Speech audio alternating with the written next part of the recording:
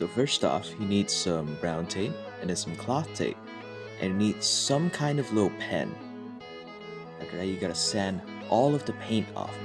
Now, when you're choosing the pen, it's preferable if you picked one that is just completely white underneath, so that the taping is gonna look better after you finish the cigarette overall.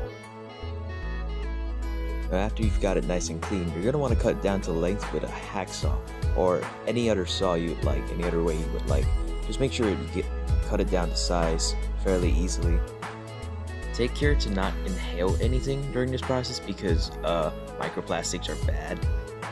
Anyway, remember to sand the ends with sandpaper to get them nice and smooth. So after that, you're going to want to take the white cloth tape you bought earlier and you're going to put down on something smooth so that you can tear it off after you cut it.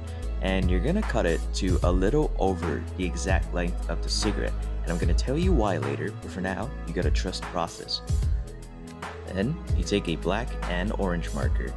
You mark out the length of where the cigarette ends, and then you just start drawing tiny packed zigzags across it. And this is gonna emulate the cigarette tip. It's gonna make it look like it's burnt.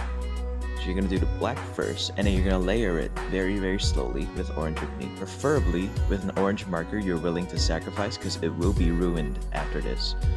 So yeah. This should roughly be what the finished product looks like. So once you're done with that, you just wrap it around the cigarette. And then we'll move on to the butt. You do pretty much the exact same thing with that, just a bit shorter. Adjust it to your liking. And you can stop here if you want, because it already looks pretty good, if I do say so myself.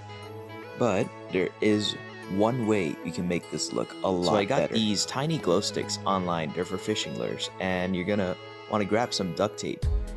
And after you crack it, you're gonna wrap the duct tape around most of it, except for the part where it glows the most at the tip there, where you want it to stick out of the rest of the casing into the burnt end of the cigarette. Now the best part about this is that after the glow stick goes out, you can just use the same length of tape, so you don't have to remeasure anything.